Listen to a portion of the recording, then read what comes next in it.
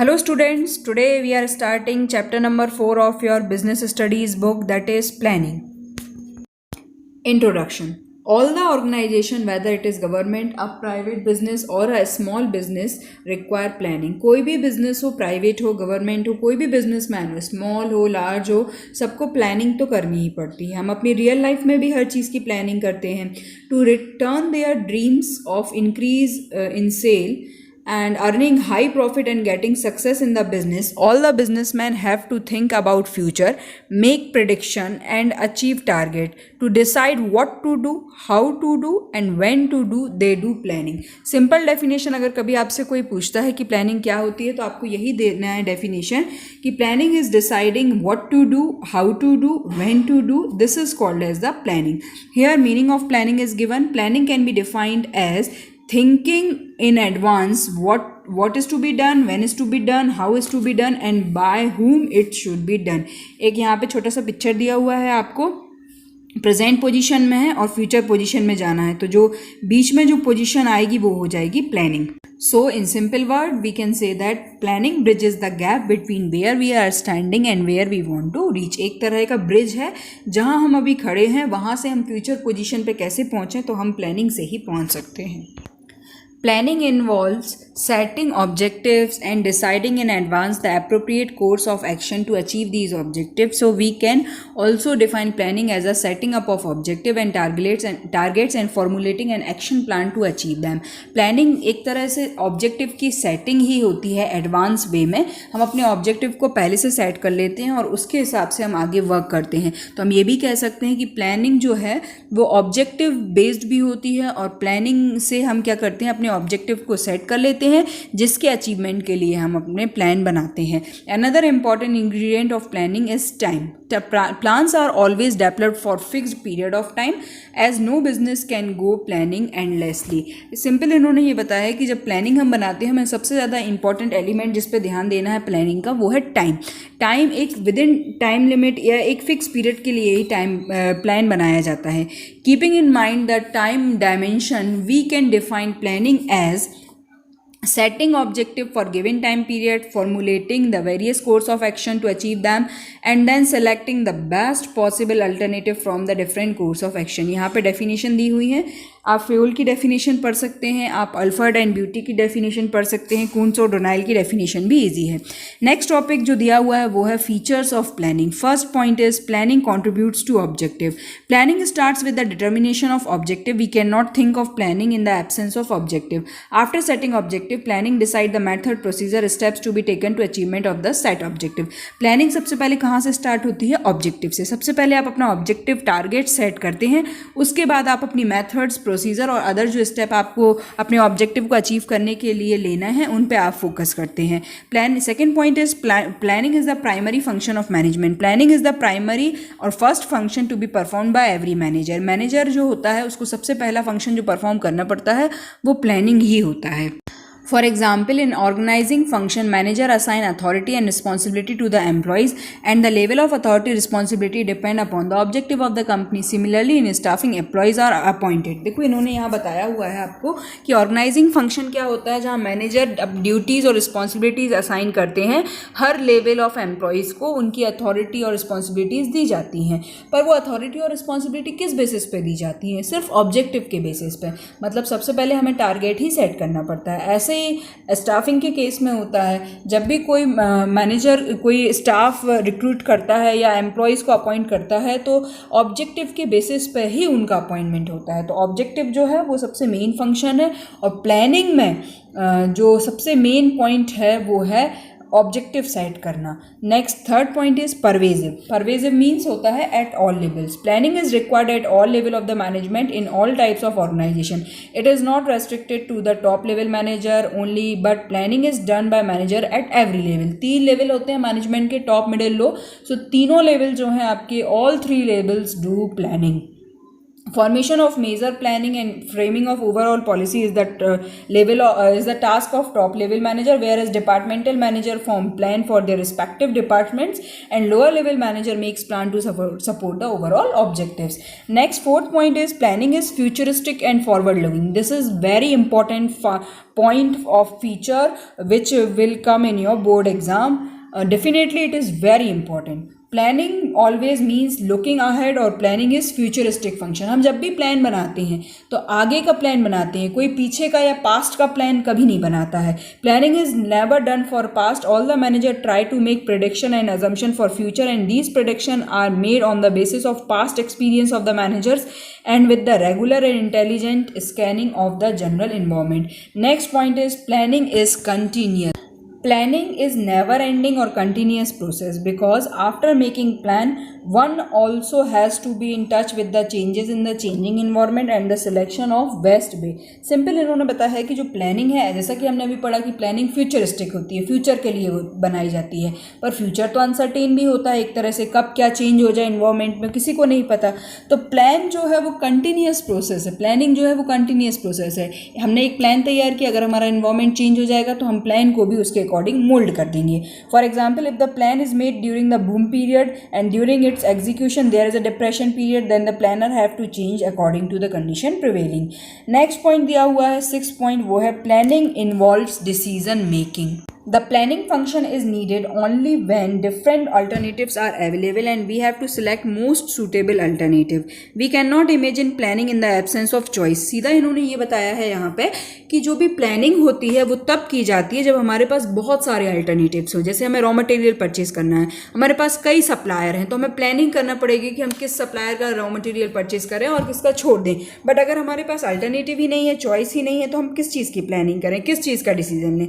We can not imagine planning in the absence of choice because in the planning function of managers evaluate various alternatives and select the most appropriate one. But if there is one alternative available, then there is no requirement of planning. For example, to import the technology, if the license is only with STC, State Trading Corporation, then companies have no choice but to import the technology through STC only. But if there is 4 to 5 import agencies including the task in this task, then the planners have to evaluate terms and condition of all the agencies and select the most suitable from the company's point of view. Next point is planning is a mental exercise. It is mental exercise. Planning is a mental process which require higher thinking. Planning एक ऐसी process है जिसमें हमें बहुत deep सोचना पड़ता है. That is why it is kept separate from operational activities by Taylor. Taylor की हमने जो activities पढ़ी थी, techniques पढ़ी थी, उसमें हमने इसको अलग से पढ़ा था. In planning, assumptions and prediction regarding future are made by scanning the environment properly. This activity require higher level of intelligence. Secondly, in planning, various alternatives are evaluated and most suitable is selected, which again requires high level of intelligence. So it is right to call planning an intellectual process. इसको हम एक mental exercise के तौर पे मानते हैं. यहाँ पे एक फ्लो चार्ट दिया हुआ है, जो फीचर्स के पॉइंट अभी हमने पढ़े हैं वो दिए हुए हैं. सबसे इंपॉर्टेंट जो पॉइंट बोर्ड में पूछा जाता है बार बार वो है planning is futuristic and planning is continuous. Next topic is importance और significance of planning. First point is planning provides direction. Planning is concern with predetermined course of action. It provides the direction to the efforts of employees. Simple ये बताया हुआ है कि जो हमें planning होती है वो हमें एक डायरेक्शन प्रोवाइड करती है, क्योंकि पहले हम अपना ऑब्जेक्ट सेट करते हैं, फिर उसी ऑब्जेक्ट के अचीवमेंट के लिए हम प्लानिंग करते हैं. Planning makes clear what employees have to do, how to do, etcetera.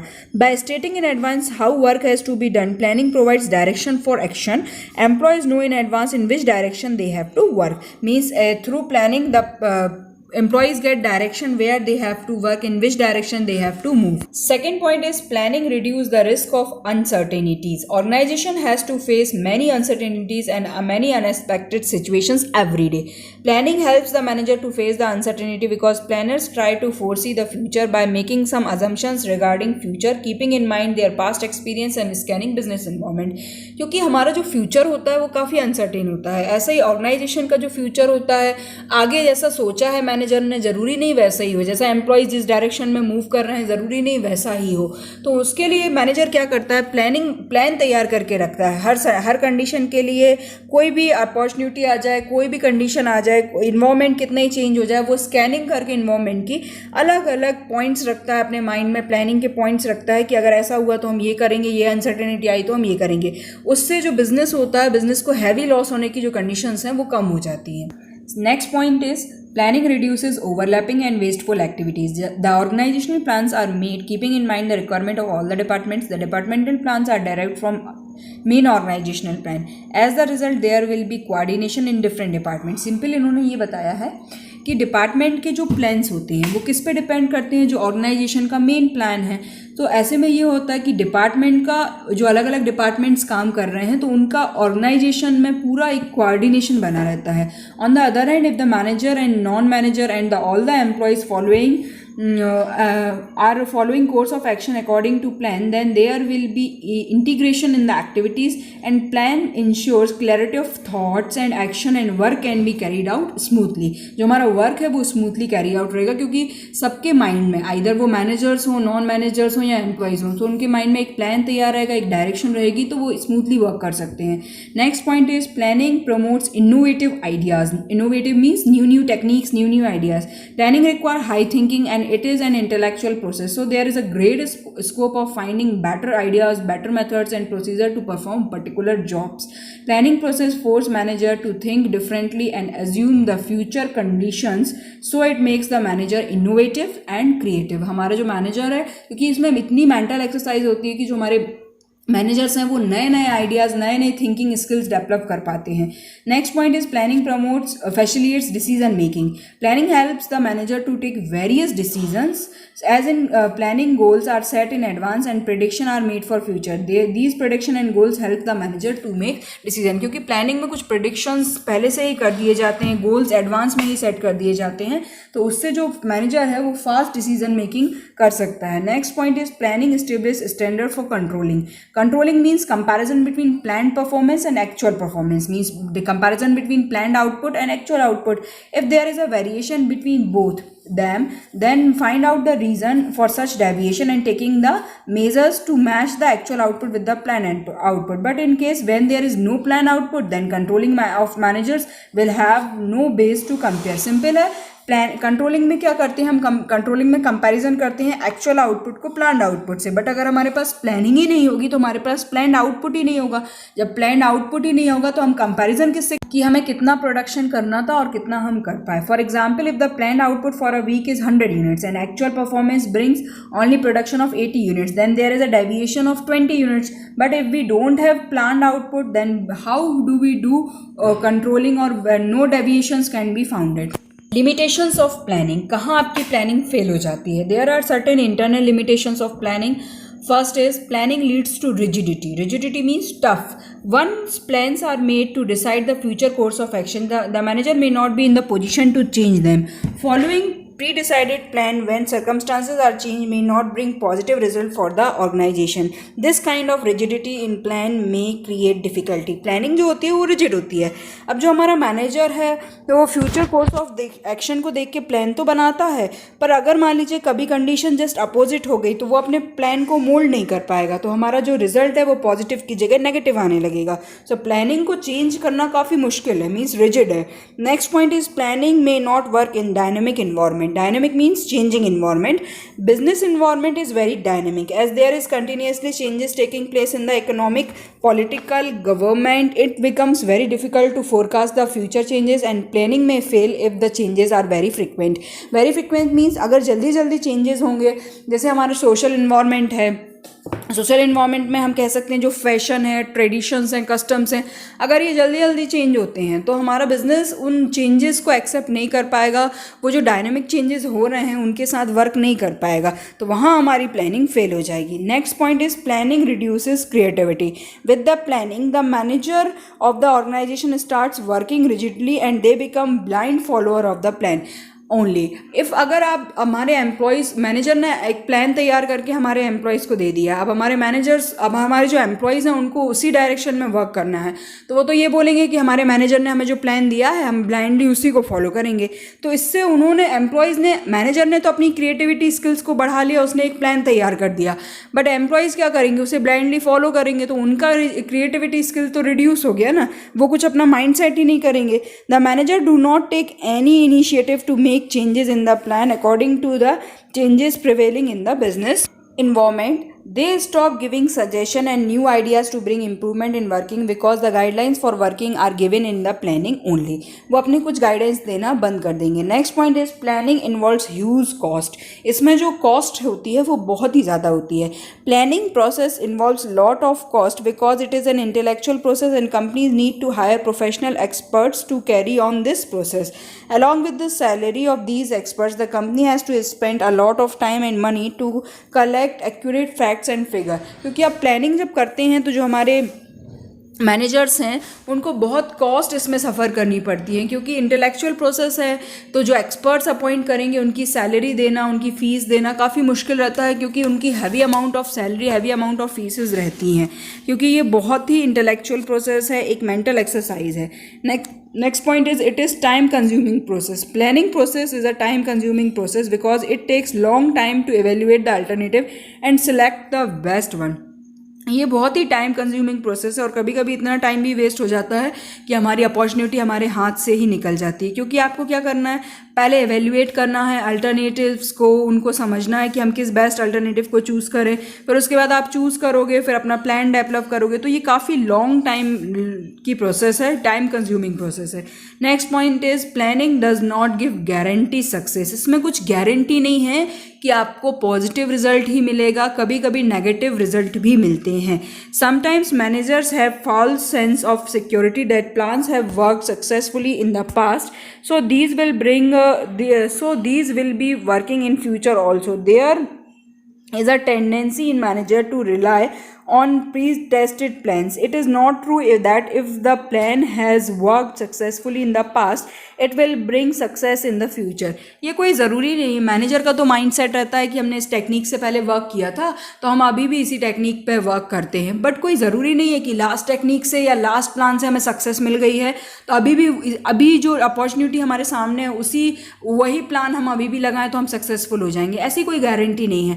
आपको हर कंडीशन को पहले इवेल्युएट करना है, अल्टरनेटिव को समझना है, फिर डिसीजन लेना है, तो आपका डिसीजन बेस्ट रहेगा। अदरवाइज आपका प्लान फ्यूचर फॉल्स भी हो सकता है, आपका प्लान जो है वो फेल भी हो सकता है।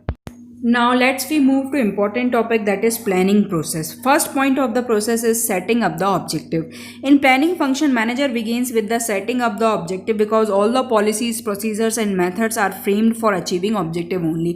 जो first step planning process का start होता है वो किससे होता है, objective set करने से, क्योंकि जो सारी methods, policies और procedure होंगी वो उसी एक objective को achieve करने के लिए ही बनाई जाएंगी। The manager set up very clearly the objective of the company, keeping in mind the goals of the company and physical and financial resources of the company.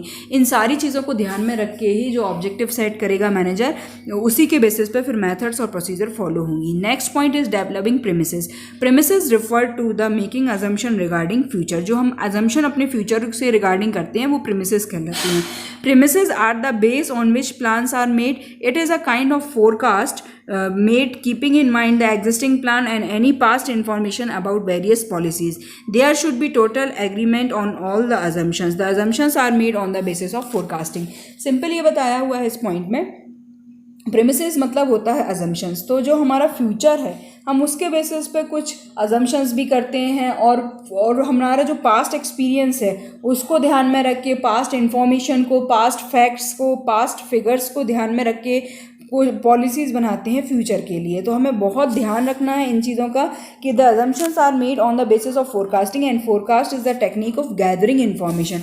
अब ये जो फोरकास्टिंग के बेसिस पे हम अपने अजम्पशंस तय करते हैं, सो फोरकास्टिंग भी जो हमारी है वो एक गैदरिंग इन्फॉर्मेशन होना चाहिए, प्रॉपर हम सारी इन्फॉर्मेशन गैदर कर लें, उसके बेसिस पास्ट के बेसिस पे भी इन्फॉर्मेशन गैदर कर सकते हैं और फिर हम कुछ अपना अजम्पशन फिक्स करें. Next point is listing the various alternative for achieving the objective. After setting up the objective, the managers make the list of the alternative through which the organization can achieve the objective, as there can be many ways to achieve the objective. Objective set करने के बाद हमें alternatives को choose करना है. उसके लिए हमें चाहिए उनकी alternatives की list की proper हम एक list तैयार कर लें कि हमारे पास ये task को पूरा करने के लिए कितने alternatives हैं. For example, if the objective is to increase sale by 10%, then sale can be increased by, अब यहाँ पे 5 alternatives दिए हैं कि अगर आपको अपनी सेल को 10% से बढ़ाना है तो 5 तरीके हैं.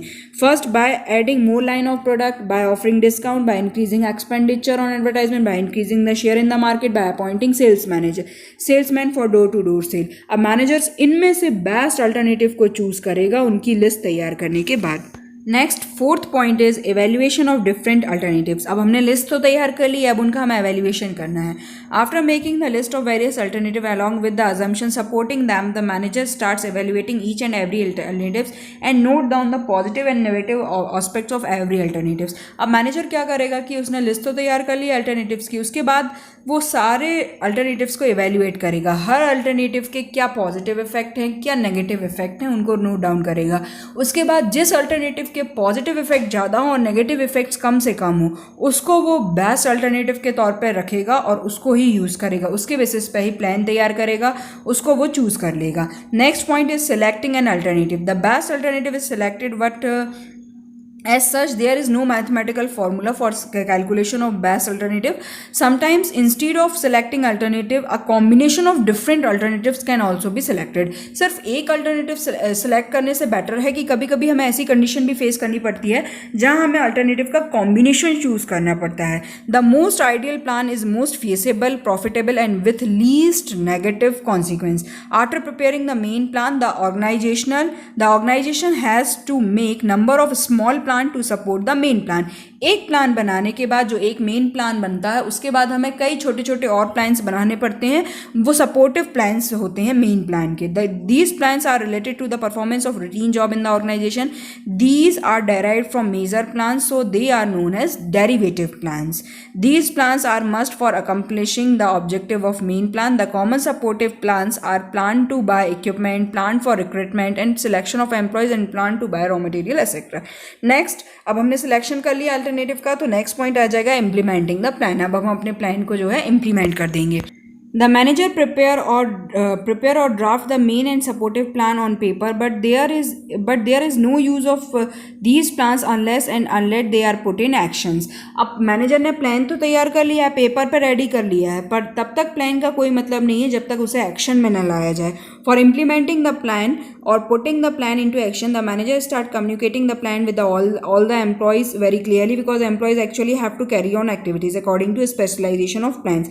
After communicating the plan to every employees and taking their support, the manager start allocating the resources according to the specification of the plan. For example, if the plan is to increase the sale by increasing the expenditure on advertisement, then put it into action. The manager must allot more funds for advertisement department, select better media, hire advertising agency and etc. Simple एक example से इन्होंने बताया कि अगर हमारी company का target set कर लिया है हमें कि हमें अपनी सेल को इंक्रीज़ करना है, और उस सेल को इंक्रीज़ करने के लिए जो हमने अल्टरनेटिव चूज़ किया वो चूज़ किया है एडवर्टाइजमेंट से हमको सेल को बढ़ाना है. तो अब जो आगे का प्लान होगा वो एडवर्टाइजिंग डिपार्टमेंट को चूज़ प्रॉपर उनको बेटर मीडिया बताया जाए कि किस मीडिया से वो एडवर्टाइजमेंट करें, एडवर्टाइजमेंट डिपार्टमेंट को प्रॉपर फंड्स अलोकेट किए जाएँ. सो ये फोकस रखना चाहिए. मीन्स प्लान अगर आपने बनाया है तो जब तक आप उसको एक्शन में नहीं लाएंगे तब तक उसका कोई मतलब नहीं रह जाता है. Next point is follow up. Planning is a continuous process, so the manager's job does not get over simply by putting plan into action. Planning क्या है? कंटिन्यूस एक्टिविटी है, कंटिन्यूस प्रोसेस है. अगर प्लान तैयार कर दिया है, उस पर वर्क होने लगा है, वहीं तक मैनेजर की रिस्पॉन्सिबिलिटी पूरी नहीं हो जाती. आगे भी वर्क क्या है मैनेजर का? The manager monitor the plan carefully while it is implemented. अब वो उसे मॉनिटर करता रहेगा, नज़र रखेगा कि जो प्लान बनाया था उसके अकॉर्डिंग एक्शन हो रहा है या नहीं हो रहा है, एम्प्लॉयज़ वर्क कर रहे हैं या नहीं कर रहे हैं. The monitoring of plan is very important because it helps to verify whether the condition and prediction assumed in in the plan are holding true in present situation or not. If they are not coming true, then immediately changes can be made in the plan. अगर हमारे plan में जो हमारी planning थी उसके according result नहीं निकल रहा है, एक्शन वैसे नहीं हो रहे हैं, तो मैनेजर तुरंत उनमें चेंजेस कर सकता है, प्लान को चेंज कर सकता है. For example, if the expenditure planning is done keeping in mind 5% inflation rate. अब हमने जो हमारे एक्सपेंडिचर की प्लानिंग की थी वो इन्फ्लेशन रेट को 5% मान के किया था, बट अगर हमारी जो अभी करेंट सिचुएशन है उसमें हमारी जो इन्फ्लेशन रेट है वो 10% हो गई है. सो मैनेजर क्या करेगा, तुरंत जो अपना प्लान है वो 10% के अकॉर्डिंग चेंज कर लेगा. मीन्स फॉलो अप जो पॉइंट है वो चेंजेस के लिए है कि अगर आपके जो अल्टरनेटिव चूज हो गए, प्लान जो है प्लानिंग के अकॉर्डिंग वर्क हो रहा है, अगर उसमें कहीं ना कहीं मैनेजर की ज़रूरत है, मैनेजर को चेंजेस करने हैं, सो वो एंड टाइम पे भी कर सकता है. अब इसके बाद जो नेक्स्ट टॉपिक आपकी बुक में दिया गया है, plan, types of plan, single use plan. वैसे तो ये सीबीएसई के अकॉर्डिंग हट गया है. Types of plan, single use plan, standing plan, ये अकॉर्डिंग टू सीबीएसई आपके बोर्ड एग्जाम में नहीं पूछा जाएगा. इसलिए आपको बोर्ड एग्जाम के लिए जो चैप्टर्स तैयार करना है वो सिर्फ प्रोसेस ऑफ प्लानिंग टॉपिक तक ही तैयार करना है.